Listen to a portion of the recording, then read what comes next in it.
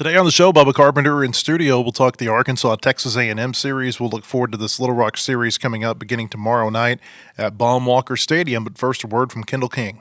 At Kendall King, we're proud of over 4 decades of design. We're continuing the legacy of great creative design by combining our brands of Kendall King, Soapbox, and Shopcart. Together, these brands represent a new focus in marketing design with individual attention to specific areas. Through our design expertise supported by a team of talented professionals, we showcase our best. We are Kendall King, we are Soapbox, we are Shopcart, we are design.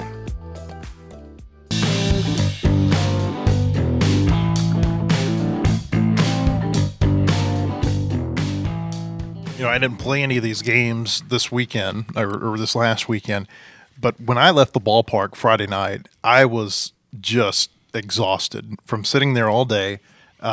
Then, you go home, you got a tornado warning you got to sit through. I had a sick kid at home.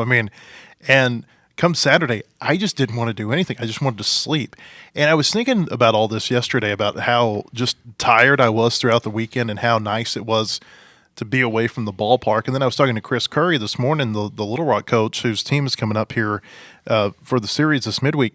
And he said that whenever he used to work for Dave Van Horn, that Van Horn would tell him, if you are feeling tired, then the players are absolutely exhausted. And I was thinking about that and just kind of my own story and how tired the players must be after playing all that baseball in a short amount of time last week.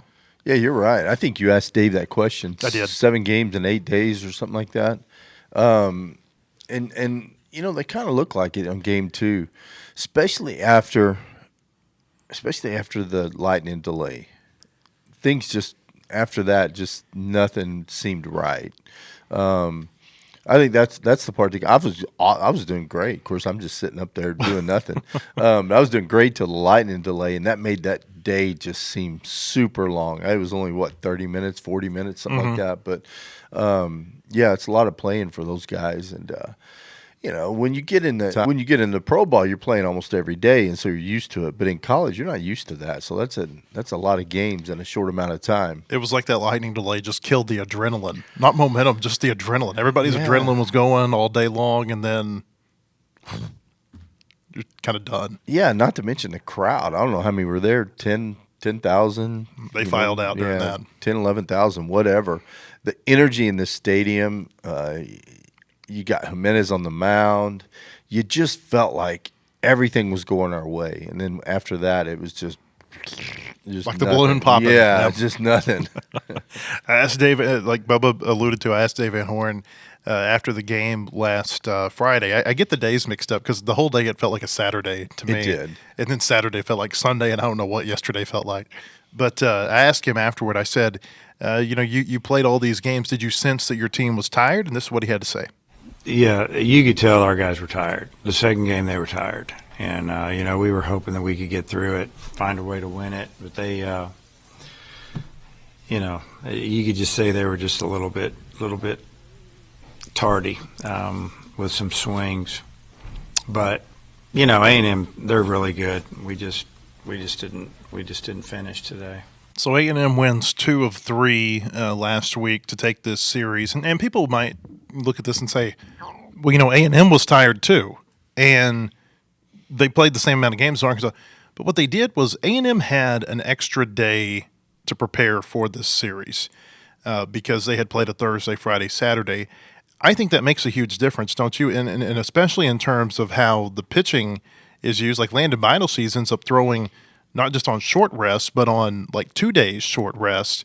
It just felt like, and we talked about this when you were in here last week, the rain delays, the Thursday, Friday, Saturday, it just feels like that is advantageous for the road team, and I felt like it was certainly that way this last week. I think so, Matt. And honestly, I don't know if it's the physical fatigue or the mental fatigue. I think mentally you're just drained after that much baseball in that short of time. And then, like I said, you factor in the lightning delay and all that. But the thing that would always get me is mentally, I'd just be like, you're just – especially when things aren't going great. I mean, if things are going great, you want to play every day. But when they're not, it's like it can wear on you a little bit. And it can wear on you too, I think, with the way that these games went.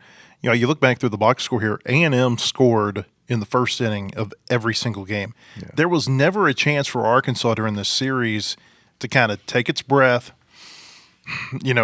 just kind of get itself settled into the game. It was like they were playing from behind almost at all times. And I know they got a big lead in that in the first game of the doubleheader, but there was always kind of a sense of urgency in these games that I think can really take a toll on a team. I think so. And if you think back to Zach Root's first inning, he really didn't pitch bad. Gave up a run, gave up a couple of ground balls that were really close to being outs or double play balls. Mm-hmm. So he could have gotten out of that inning with no trouble at all. But, and then the second inning, he leadoff guy, I think he's 7-hole hitter, hits an 0-2 pitch, base hit it like 107, which still frustrates me. It's okay if you're going to give up an 0-2 hit, it can be like a blooper or jam shot or something he reaches for. When a guy hits at 107, you got to make a better pitch than that. I feel like we gave up a few too many 0-2 pitches. 0-2 hard hit balls this weekend, but that's just me.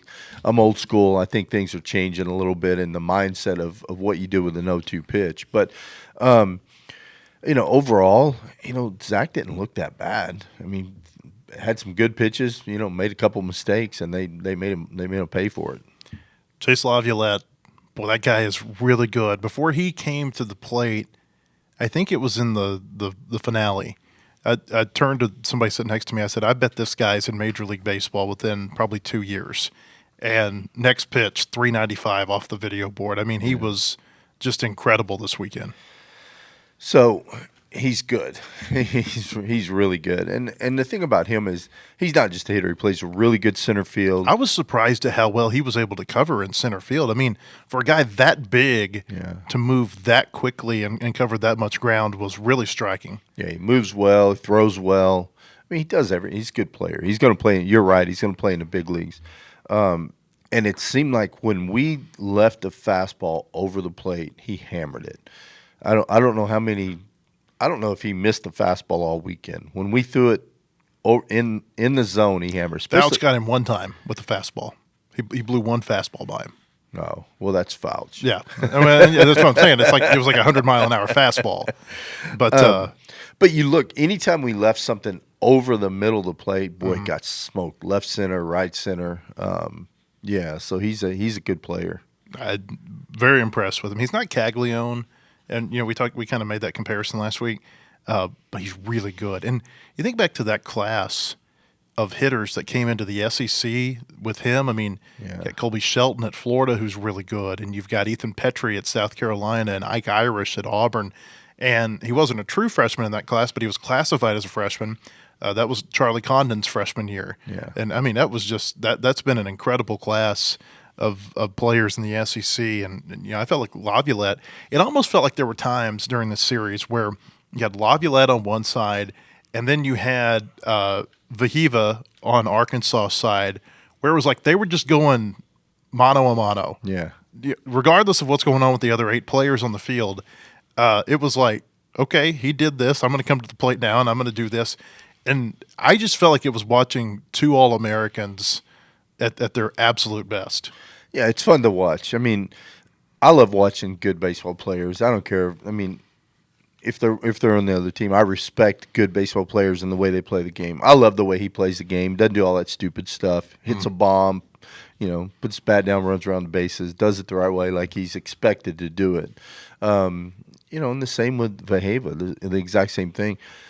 What gets me about Vahiva is, before the season started, how many scouts you say, oh, well, he can't play shortstop at the next level. He can't make all the plays. Well, what play can he not make? I don't know if there is one defensively. It's so frustrating to listen to some of these guys talk.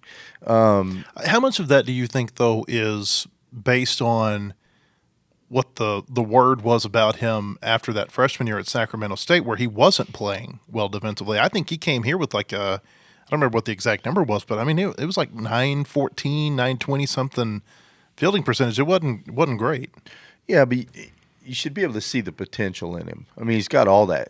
He's got the tools. The tools are all there, and Dave's really good at developing infielders, and I think they've done a phenomenal job with him. And I don't know a play that he can't make. And I look at Jalen Battles when he was here. They'd say the same thing about him. Well, we don't know if he can play at the next level. He might have to move over to third base.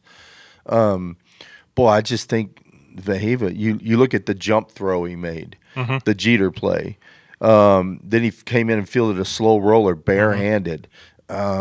Makes plays behind second base. I mean, he just covers so much ground. He's got a great first hit with good instinct. And, I know the question was about Lavalette versus him, but, I'll take Vaheva, I think, every time, just because he's playing a great shortstop, plus he's getting it done at the plate. Well, they're both going to be first-round picks, I think, in July. I think that's really the bottom line. And Davelin played really well for Arkansas, too. He didn't have a very good series against Georgia. And maybe it's not even fair to say he didn't have a good series. He did not have a series up to the standard of play that we've seen from him.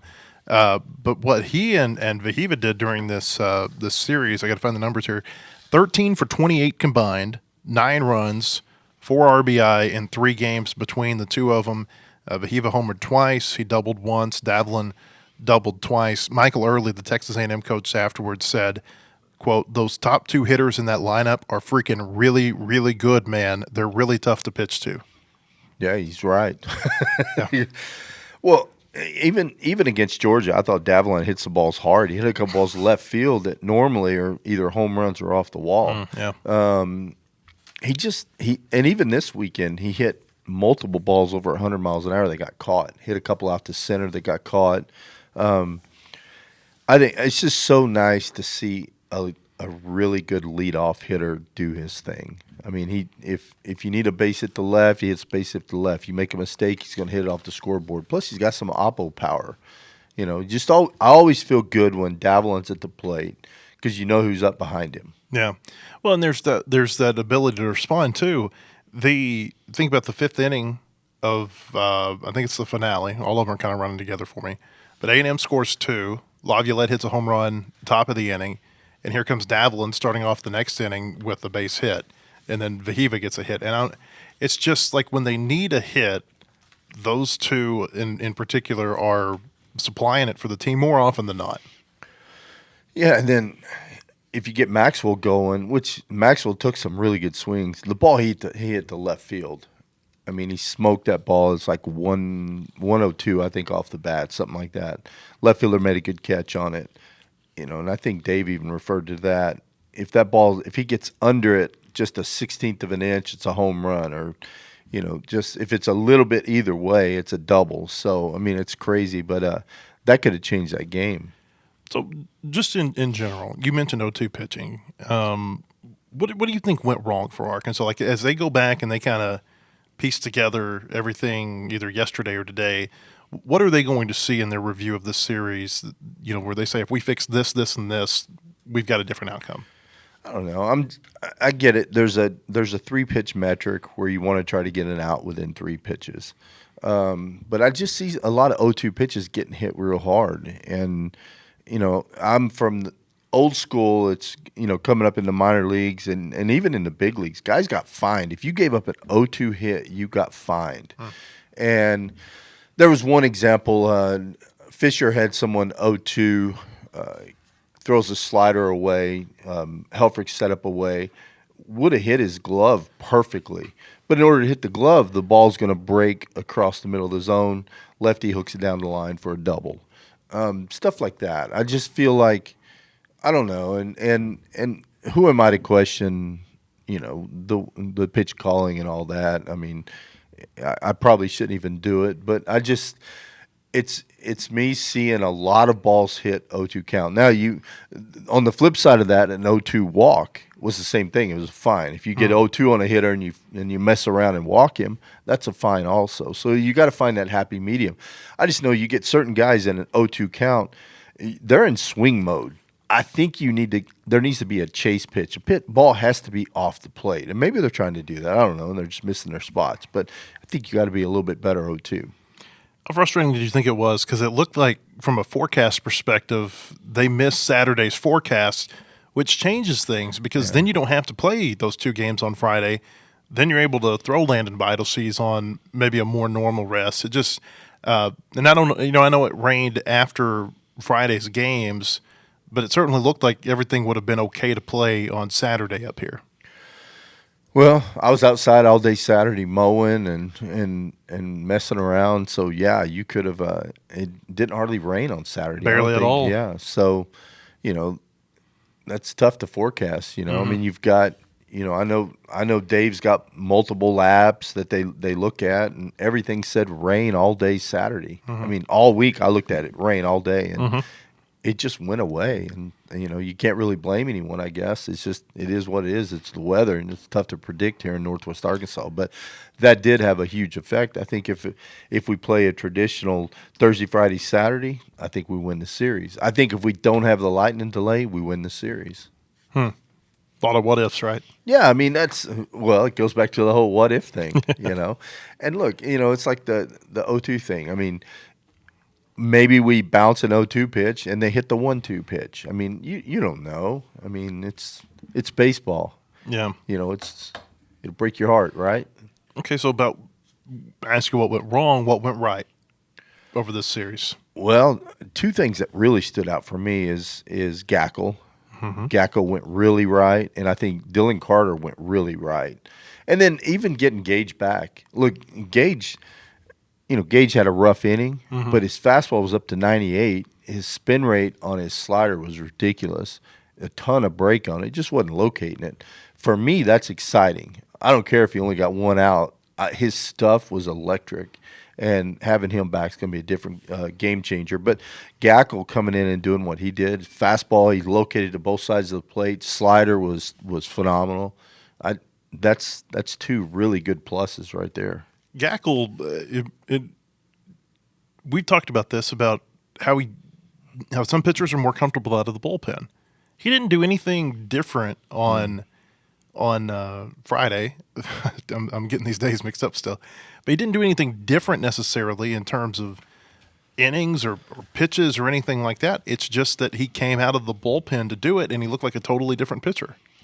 So I look at a guy's body language, Matt, and I even made a comment to Phil.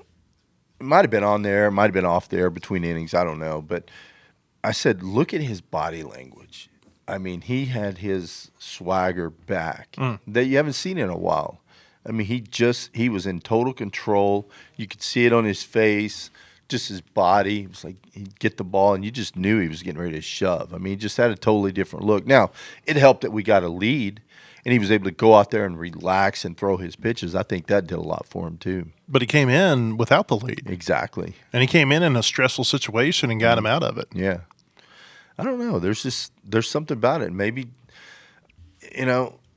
some guys are just better out of the pen. They just do a better job, and I don't know why. I probably need to ask Matt Hobbs about that. I don't know. I don't know what it is. I've talked to pitchers about this before, and they say that whenever you're coming out of the bullpen, that you just have to react. You get that call, you get up, you're in the game probably within 10 minutes of real time, if not less. And when you're thinking, or when you know you're going to start, say you're going to start on a Saturday, you're thinking about it Monday, and you're thinking about it Tuesday, and you're thinking about it Wednesday and Thursday. And then by the time you actually get out there, you may have just totally psyched yourself out, and you're not going to pitch well. So I wonder if we might see this more with him, especially with Wood. Wood, he's got to build his pitch count up. He threw 20 the other day. I don't know what he'll throw this week, but I suspect it'll be like 30, 35 pitch max. And so I wonder if maybe we start to see this where maybe Gackle piggybacks on Wood, maybe with somebody in between, and you try to start him, but it's almost like reverse starting him. You start him, say, in the fourth inning and say, go as far as you can. Well, okay, so we could use Gage, Bybee, Gackle this weekend. Bybee is your setup man in the third inning. Yeah, exactly. That's what it is. I mean, seriously. Or Gackle, just if there's a high leverage situation in the fourth inning, you bring him in the fourth inning. If it's in the sixth inning, bring him in the sixth inning. But you've still got Root and Jimenez. They work great off of each other. You got Gackle, and they can work off of Gage once Gage gets his pitches back. I mean, you've got so many options. And then you've got Dylan Carter just absolutely dealing. He he can fill any role. He could come in a long role or in a short leverage situation. I thought Arkansas was going to win the third game because of what Carter and Gackle had done at the back end. I mean, they gave them 9 2/3 total. That's a game that you get from 2 relief pitchers, and so it set up the bullpen really well for that final game. And A&M, their bullpen has not been good all year. Weston Moss is really good, and he leaves an impression this last weekend. But I thought really maybe the most valuable player of the series was Luke Jackson and what he did there at the end, because I did not expect to see that from him. So going into Game 3, I felt like we had it won. I felt really good about it. I would have put everything on us winning if I were betting on that game. I looked at Patton's numbers. I just felt like we were going to light him up. And then, like I said, once we got to the bullpen, I felt really good about it. He came in. I want to say Luke Jackson's ERA in conference play was like 20-something in conference games, like 26 or something like that. He threw a lot of fastballs, mixed in a few breaking balls, but he was predominantly fastballs, and he located them, threw some up in the zone, hit some spots. I mean, he just really went out there and pitched, and we had no answer for him. Dave Van Horn was asked about Gabe Gackle and pitching from the bullpen, and this is what he had to say after that game the other day. Yeah, I just think that it was just a change for him from this year, because that's what he did last year, and that's what all his accolades are about. I mean, they're him coming out of the pen. Last year, he's really good at it, and so we have some options with him. We can start somebody and just plan on throwing him a few and let him pick it up from there, or we can bring him in the eighth inning to close the game out, or the ninth, or the sixth, or whatever. I mean, it gives us another option out of our bullpen if that's the way we go with it. We just need to get Gage built up, get him back out there, and it should help us down the stretch. I think that they may have found something with Gabe Gackle over the weekend. This could be something positive for them moving forward, because they just haven't been getting enough starter innings, and it feels like even if he's not pitching in a starting role, he's still a starter. It's just you're kind of having to reverse engineer how you use him on those days. Yeah, I think so. And the bottom line is getting 27 outs. How do you get 27 outs? If he gets them in the front of the game or the end of the game, middle of the game, who cares? As long as you're getting those outs. And he looked good. Hopefully we'll keep it going this weekend. But a lot of people, I think, are overreacting to the A&M series. They're playing great They're phenomenal. baseball. They're a great. If they figure out a couple of more pieces in that bullpen, I would not want to see them at all. Like, they go to Texas this weekend. I'm very interested to see how this series goes, because A&M's red hot. They got motivation going in for that series. Wouldn't be surprised at all if they go in there and win that one. I think so. And they've won at Tennessee and Arkansas. I know, it's crazy. I mean, think about that. Yeah. The teams they've lost to, and then those are their 2 series wins on the road. I think the thing is, though, I look at Prager. Prager's not the same dude he was last year. No. I thought we did a great job. I didn't even mention that. I thought our offense did a great job against Prager. Moss came in and just threw the changeup. And it's not that we had bad at-bats against. I think he just executed. I know he threw Vaheva a 3-2 change in a situation with runners on base, painted it, down and away. And you got to tip your hat sometimes to the pitcher. But I think that the game that frustrated me was against Patton. I just felt like we had some bad at-bats against Patton. We chased some fastballs up in the zone.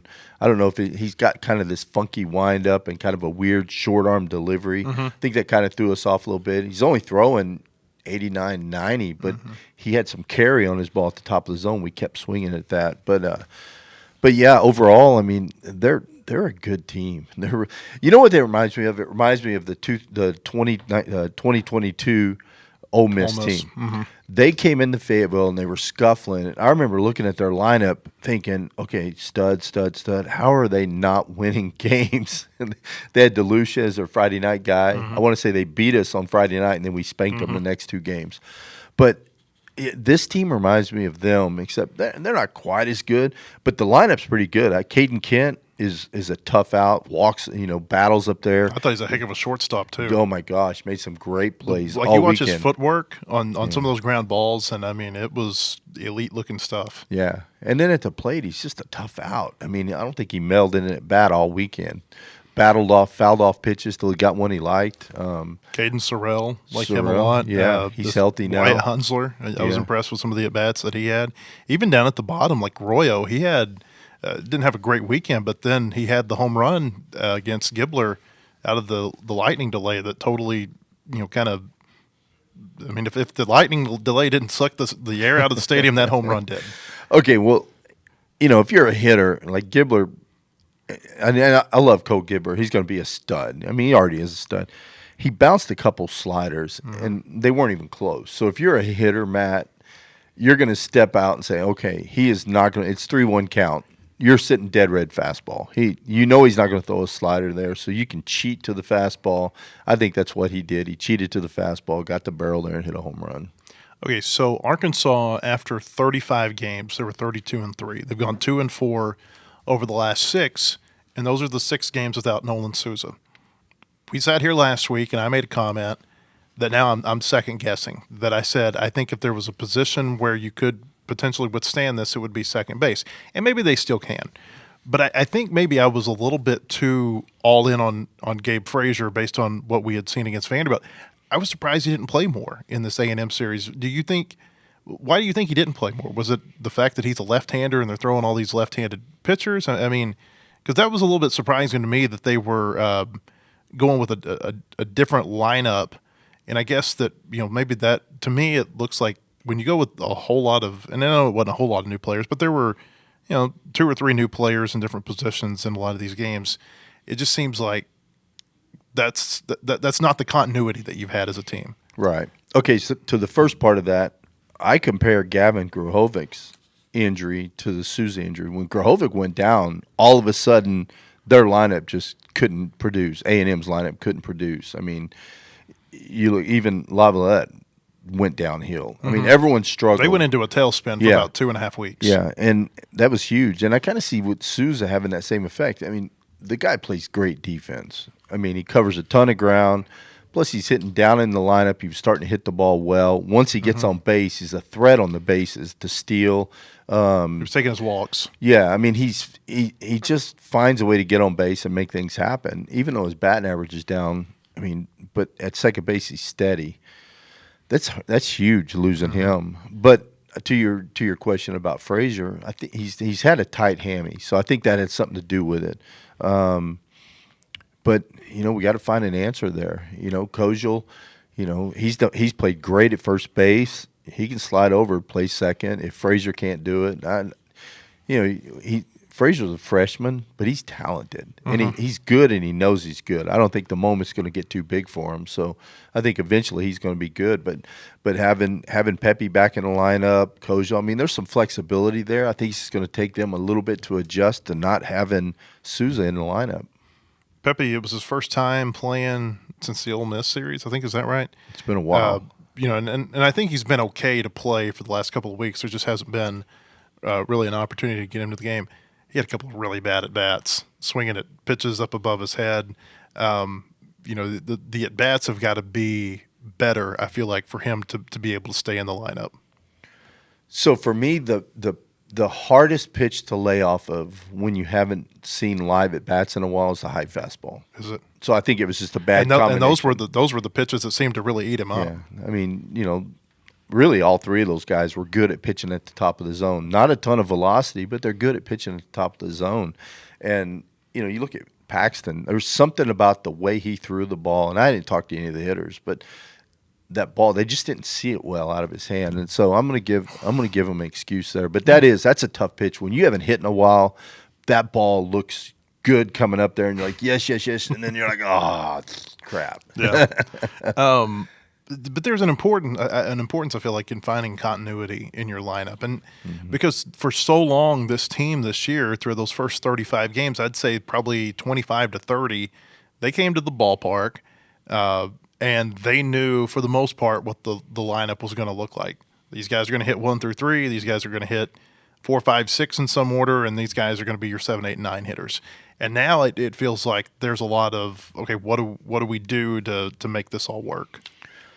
Well, and another thing with Souza, he's kind of a quiet leader on the team. You know, there's a lot of he brings a lot of attributes.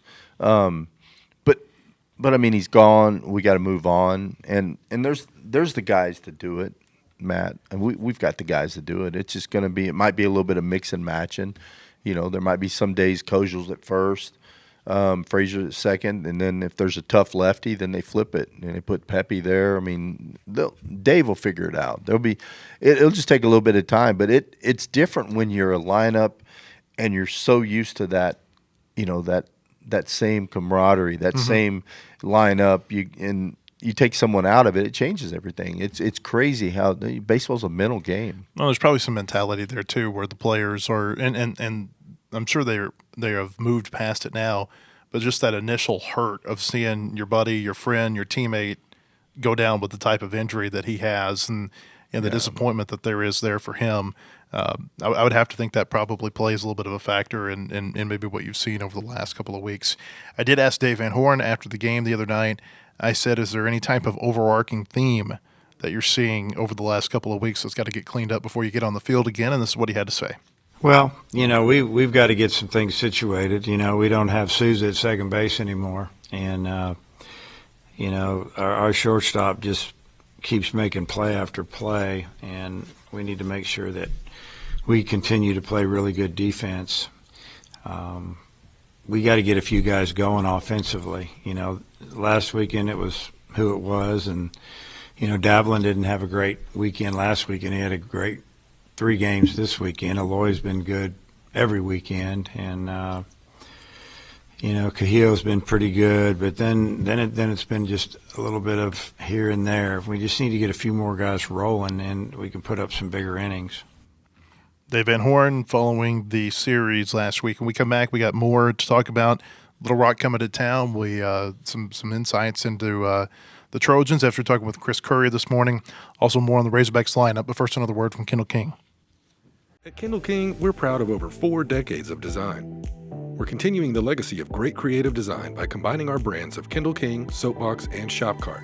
Together, these brands represent a new focus in marketing design with individual attention to specific areas. Through our design expertise supported by a team of talented professionals, we showcase our best. We are Kendall King, we are Soapbox, we are Shopcart, we are design.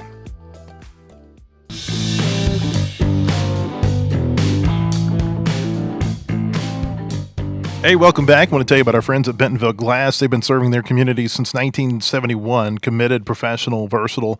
If you're looking for a quality leader in Northwest Arkansas or looking for skilled craftsmanship, look no further than Bentonville Glass for all your glass market needs with the highest quality products.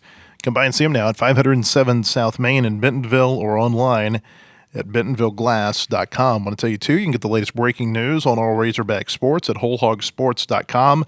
Most in-depth source for all Arkansas sports with analysis, latest in recruiting, unique stories on all your favorite teams. There's a big weekend for recruiting for Razorback football. You can find those stories there. You can subscribe today at wholehogsports.com. You can find our podcast on Apple by searching Whole Hog Sports, or we've got a video version on our Whole Hog Sports YouTube page. You can subscribe there as well. Arkansas playing Little Rock this week, Tuesday, Wednesday games, 6:30 first pitch on Tuesday night at Baum-Walker Stadium. They're also going to play at 5 o'clock on Wednesday night. In this Wednesday game, you know, usually when you play the in-state teams, you play them at 4 on a Wednesday. They bumped this one back to 5 because they've got an SEC network television window that they're going to play this in. We haven't seen a whole lot of midweek games get onto the network, but that's starting to change a little bit this year. This is the second time we've seen this. Yeah, I didn't know that. But it's going to be fun with them coming to town. I love it when Chris Curry brings his team in town. Yeah. It's always a lot of fun. And they're going to be a good team. They're going to play fundamental. You know, Chris is a kind of a chip off the old block when it comes to like DVH. You know, so there's a lot of similarities there in the way they manage. Yeah, well, and he played for Ron Polk, so I mean he's got some good bloodlines, so to speak, there. Yeah. Little Rock 18-20 overall, 7-7 in the Ohio Valley. But, Bubba, they had an 8-game winning streak up until Saturday. Western Illinois got them in the series finale down in Little Rock. That 8-game win streak included a win last week over Ole Miss. So in Oxford, 7-3. So we know that this is a team that has got the capability in the midweek to go, into a good program's park and win a game. We've seen them do that here. Yeah, they've done it here, and like I said, they're going to come in and play fundamental baseball, and it's not rocket science. Anything can happen on a Tuesday or Wednesday night in the SEC. We see it every week, and I was so proud. I texted Chris after the game when they beat Ole Miss, because not a big fan of Ole Miss, so anyone that could beat him, especially his team, I was super excited about that for him. He told me this morning, he said that they went to Oxford. He said, listen to this. They had actually had a rain affected series that weekend Arkansas and Missouri played. They were playing Lindenwood in Little Rock, and I guess the Ohio Valley has some more flexibility than the SEC does in their scheduling. And so they were able to play Lindenwood in a doubleheader on Monday. Then they went to UCA on Wednesday, played there, went from there to Morehead, Kentucky, to play a series against Morehead State, and then drove from Morehead, Kentucky to Oxford and won that game before they were able to get home to Little Rock. See, players don't get tired. When you're in college, I don't remember ever being tired physically. I think I was tired mentally. But when you're going into Ole Miss and playing them on a Tuesday night, you're going to be pumped up. If there's any fatigue, it goes away. Adrenaline can take you a long way. That was also Absolutely. an early game. Yeah. That was Ole Miss's elementary school game. That's right. Have you ever been to an elementary school game? In pro ball, we used to do those 11 o'clock games. Yeah, and it's crazy. A guaranteed headache is the women's basketball team always does this elementary school game at Bud Walton early in the season in November. And, I mean, you just walk out of there, and they just scream. They don't know who they're screaming for or what they're screaming. They just scream. That's all they do. Yeah, it's like that in baseball, too. Especially it's at least you're outside. Like the noise can escape up into the atmosphere a little bit more than it can in a basketball arena. I think it's always that you're frustrated because you had a night game the day before, and then you've got an early game the next day, and so you're like, oh, here we go. But yeah. So Little Rock, they're playing well, and what's interesting is that Arkansas is catching a lot of teams right now that, if you look at their record, it doesn't really, it's not, you just kind of glance over it maybe.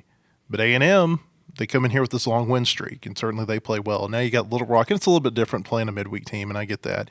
You go to Florida this weekend. They just had a 7-game winning streak snapped yesterday at Mississippi State. Yeah. So it's like all these teams are kind of getting right as they hit Arkansas' schedule. I mean, Florida's playing good right now. I mean, up until then, they've won 5 SEC games in a row, hadn't they? Mm-hmm. So, of course, 3 of those were Missouri, so I don't know if those count as 3 wins. They count. They count. But it's a lot of it's just timing of when you play a team, and if we'd have played A&M 3 weeks ago, we sweep them. But now they're hot, and now it looks like we're going to get Florida when they're starting to come around and feel good, and so a lot of it's timing, and unfortunately, it is what it is. Chris told me that Little Rock is going to start Zach Busick. He's a right-hander from England, Arkansas. He was on the mound for this Ole Miss game last week. They used him more as kind of an opener in that game against Ole Miss. I think he pitched 3 innings, maybe 3 1/3. But he's also a weekend relief type guy for them. So I don't know that you're going to see him a whole lot, but I would suspect that you're an in-state kid. You're playing the Razorbacks. There's probably going to be a lot of excitement for him tomorrow night, and that can go one way or the other. When we play them, typically they have a lot of Arkansas kids. Now Curry's starting to get to the point where they're reaching out now. They're recruiting from outside of Arkansas. 2 of their really good players have come from a Los Angeles community college, and they've got another one from. I think they've got multiple players from Meridian, which is where Chris played, and he was a head coach for a little while. But yeah, to your point, there are a lot of Arkansas players though on this roster. And when you get a lot of Arkansas kids coming in to play at Baum Walker, I mean, they play with some intensity. For them, it's a huge game, and you always see it every time they come in. It can be a little scary, especially we don't want our guys looking past them, looking at Florida. If you overlook, we could lose a couple games. Well, I mean, and like we said, Little Rock, since this change came 6 years ago, where Arkansas could play in-state teams again, Little Rock's beat them twice. Beat them in 19. Everybody remembers that game. Beat them again, I think it was in 23, the second of 2 games, like what they're doing this week. They played one time last year, and Arkansas run-ruled them. So they've beaten Arkansas twice. They've beaten Ole Miss under this coach. They can go in. And I guess maybe the biggest takeaway is that I don't think the stadium, the opponent, any of that's going to scare them. No, I don't think it will, but I think something we have going for us is we have a lot of depth in our pitching still. We've still got a lot of guys we can run out there. There were a lot of guys who didn't throw over the weekend. I know. Because of what Carter and Gackle did. Yeah. So, I mean, we've got a lot of guys that we can run out there Tuesday and Wednesday. So you feel good about it. I mean, I would assume Tate McGuire will start one of the games, probably Tuesday. But I just feel like we've got the depth in midweek games that we haven't really had in the past. And so I still feel good about it. And I feel good about our offense, man. I still do. I thought facing 3 lefties, but once again, I'm going to go back to that. After you see them for 2 days in a row, I thought that third game we're going to light this dude up. But they were all different. They all had something different about them. But I still feel really good about the lineup. I think Iredale's coming along. He hit some balls hard this weekend, had some good at-bats. Still feel really good. One more note on Little Rock. They've had a lot of injuries, is what Chris told me. He said they had about 6 of their everyday type guys get hurt early in the season. Now, he said, and you can speak to this, he said there's been a lot of the replacements getting acclimated to being called upon and really being needed. And then, so they've added some experience and just some maturing. But then now they're able to, as they get these players back from injury, they're able to kind of inject them into a lineup, and it makes the lineup deeper and longer. Well, it gives them a lot more depth to be able to maneuver and do matchups and stuff like that. And so, them getting healthy right as they're coming to Fayetteville could be fun. And Evan Lee's on their staff, who played for the Razorbacks from 17 to 18. Of course, was with the Nationals organization for a little while, back in Little Rock. And sounds like he's kind of like an assistant pitching coach type. Yeah. Chris told me, he said he thinks he's going to be a star in the coaching world later down the line. I know he spent a couple of summers coaching with the prospects, and they loved him. I mean, they loved him. Andy Menard talked about him all the time, how good he was with the pitchers, just the kids in general. And so he's going to be a rock star. You'll hear a lot from him down the road. I'm always fascinated to see how these former players and or even like in Chris Curry's instance, former assistant coaches, how they do further on down in their career. It seems like Van Horn's got a long deep rooted coaching tree. So I guess you would put Evan Lee kind of in that. I think you certainly would put him in that coaching tree because he played for him, and then he's learning under a coach who coached under Van Horn. When you play for a coach, like I say all the time, that these players take on Dave's personality, especially by the end of the year. You take on his personality, and then if you go on in a pro ball, you take that with you. If you go into coaching, you still take that with you, and so you can see little bits of Dave and a lot of guys spread out all over the country, whether they're still playing or now they're coaching. Here's some trivia for you. Chris Curry caught at Meridian Community College. Who was the pitcher? Who was a pitcher? Most famous pitcher that he caught. Oh, I know this. Give me a hint. I think I get you every year on this. I think we go through this every year. Probably so. Won a Cy Young. Just tell me. It's Cliff Lee. Oh, yeah, Chris Curry was Cliff Lee's catcher for a year at Meridian. And then I think Chris was a year older. Then he ends up going to Mississippi State, and then Cliff ends up coming to Arkansas. Yeah, okay. So you got me. Yeah. Next year I'll get it right. Next year you will get it. So going back to this weekend, Brent Iredale, I thought he had a pretty, he had a rough game. A couple of errors, didn't hit well, had 2 or 3 strikeouts. I thought on Friday, it looked like that was maybe getting back toward the Brent Iredale that we've seen as a hitter. Yeah. Well, one of the errors was a tough error. I mean, a ball he's coming in charging, kind of got away from him on the throw. So that's a really tough error. But you haven't really seen him take his bat to the field. So I don't think he has. But I thought he had some good at bats. As the weekend went on, hit some balls hard. I know Friday night he hit a ball into the wind, 102 that Lavalette caught in center. That a lot of times that's a home run. I mean, the ball was smoked, but it just didn't go anywhere. Nothing was carrying to center, especially right center, with that wind howling in. So I thought he hit that ball well. He hit several balls over the weekend over 100 miles an hour. So I think he's trending back in the right direction. Yeah, had the sac fly in the first inning of the doubleheader, and I thought that was a huge at bat for him because I think he fouled off like 4 or 5 pitches during that at bat. Yeah. And, you could just see, okay, now it feels like his timing is back. Yeah, he's getting close, and I don't think he matched up well. I think if he's got a weakness, it's top of the zone. I think you throw him the ball down the zone, he hammers it. So I think he battled really well against 3 lefties that like to pitch at the top of the zone. During the doubleheader, Iredale was 3 for 7, 3 RBI, and scored a run. The previous 4 games, 0 for 18 with 7 strikeouts. So a 3 for 7 over a couple of games really stands out whenever you've had that type of struggle. And then, I thought Kahil Aloy played really well during this series. He raised his batting average to 386, raised his team-leading RBI to 57. I know he didn't get it done every time he got to the plate, but there were a lot of times where he came up in big moments, and he either had an RBI hit or he advanced a runner in some form. It felt like in the first game on Friday, him and Vahiva kind of carried us. I mean, they were just both of them were on base. Vahiva was 3 for 5, Kahil 3 for 4. I mean, they just.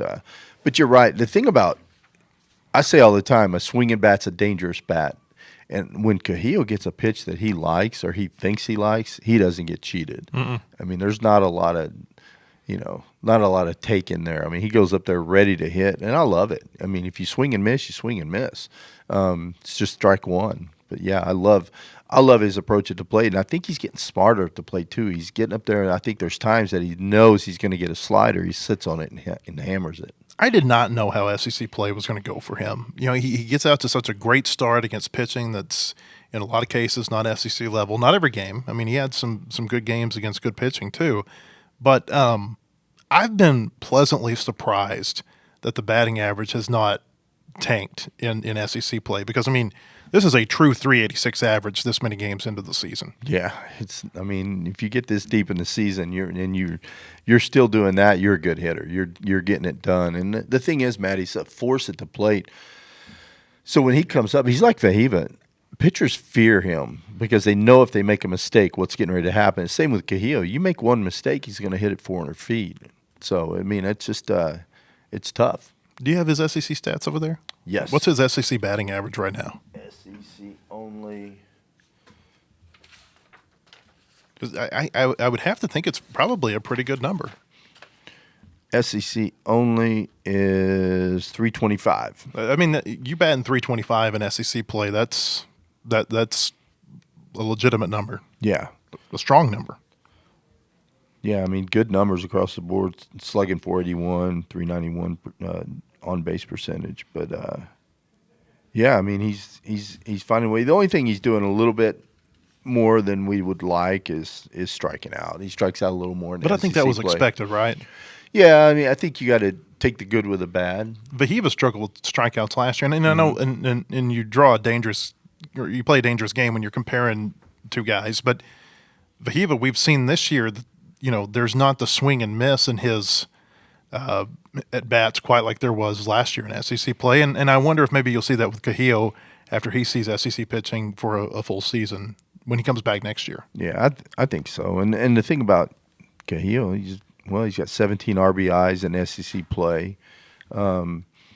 He has a knack for the big hit, though. That's what I like about him. I say all the time, it's not what you hit, it's when you hit. And he has a knack for that big hit. Hey, what about Justin Thomas and the hits that he had? Huge. I mean, 2 home runs, but then, the first game he had 2 base hits. I feel like both of them were late in that game too. Feels like maybe he's coming around a little bit. I know he didn't play so well in the last game, but felt like it was kind of that way across the board. Well, once again, you look at SEC plays, he's up to 288 in SEC games. He's got 4 home runs, 4 pretty big home runs. It seems like when he hits one, it's a big one. So what I like about it, he's hit a couple 2-strike pitches over the fence, a couple sliders that he did a good job of staying on. So I thought he had good at-bats all weekend. I really did. So looking around the SEC this weekend, obviously I think the big series that ever got everybody's attention was that Tennessee lost 2 of 3 to Kentucky after winning the series opener. So I called that, and I don't remember with you or with Phil, but so the way the way Kentucky plays, they're aggressive on the bases. If you ever watched Tennessee, or if you remember last year, they do not hold runners well at all, and they don't play good defense. So Kentucky puts a lot of pressure on the defense. They stole 16 bases. I think they were like 16 for 18 over the weekend. And so, yeah, that really honestly didn't surprise me. So Tennessee's lost 2 series now. They lost to A&M a few weeks back. Everybody in the SEC has lost at least 2 SEC series, with the exception of Texas, who I think they're like 3 games ahead of everybody in the standings right now. And that, to me, tells you a lot about the conference and just how hard it is to win from week to week. Yeah, I mean, if you look at it, Texas 16-2, we're next at 13-5. I mean, it's but we talk about it every year how good the SEC is, and the margin for error is so small. Mm-hmm. I mean, a pitch here, a swing there is the difference in an SEC win or an SEC loss, and it's crazy. But yeah, Texas has been, their pitching has been really good. Hitting wise, they're okay, but I mean their pitching has just been dominant. You just never know what you're going to get in this league from week to week. You look over South Carolina; they won 2 of 3 over Ole Miss. I didn't know that South Carolina was going to win a series this year. I'll be honest with you. Vanderbilt swept Georgia.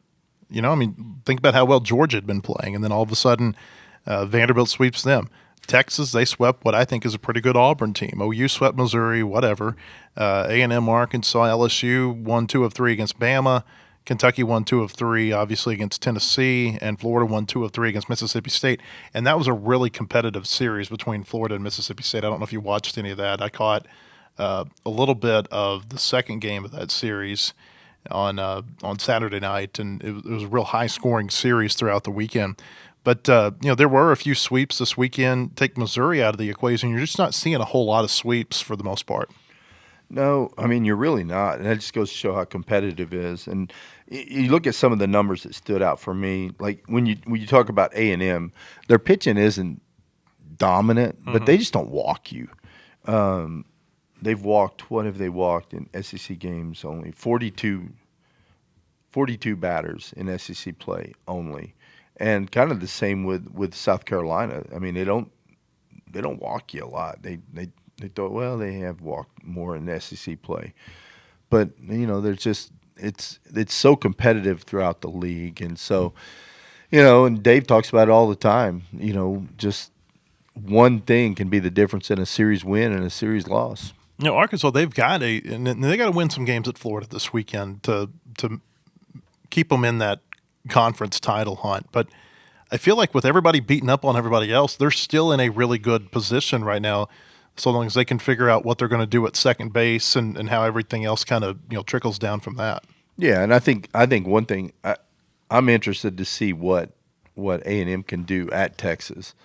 If I was an A&M player, I would be just fired up to go to Texas and beat up on Texas. I'm sorry, with everything, the way that whole deal went down, that's not right. So I would hold a grudge, and I think I would elevate my game as soon as I went into Austin. But us going to Florida, I feel real good about that series. They're playing well, but I say it all the time. I'm still in on this team. I still like our team a lot. I like our lineup.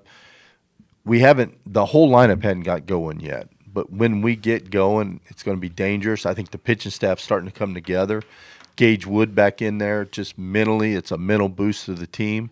Get Parker Coyle back, and wow, we're going to be good. Part of this has to do with the fact that college season is significantly shorter than pro baseball. But if you were in pro baseball, there's not any freaking out in the clubhouse if you lose 2 of 3 on back-to-back series. No, there's not. And it shouldn't be with us because we could have swept Georgia. One pitch, one swing here and there, and we sweep that series. You kind of look at – I look at A&M without the lightning delay, which, it is what it is. It's over. But without that lightning delay, we win that game, we win the series, and everyone's calm and cool. But now everyone's in panic mode because we lost 2 series in a row, and it's almost laughable to me. But now if we start getting blown out, then I get worried. But as long as we're giving ourselves a chance to win, and we know we have guys hurt, and some guys aren't going in the lineup right now, I feel really good about it. Parker Coyle is going to be back for Arkansas before too long too, and that's going to be another bullet to the bullpen that I think is certainly going to help this team. That's something that doesn't get mentioned a whole lot about what's happened over the last few weeks. I thought I think he's their best reliever when he went down, quite honestly.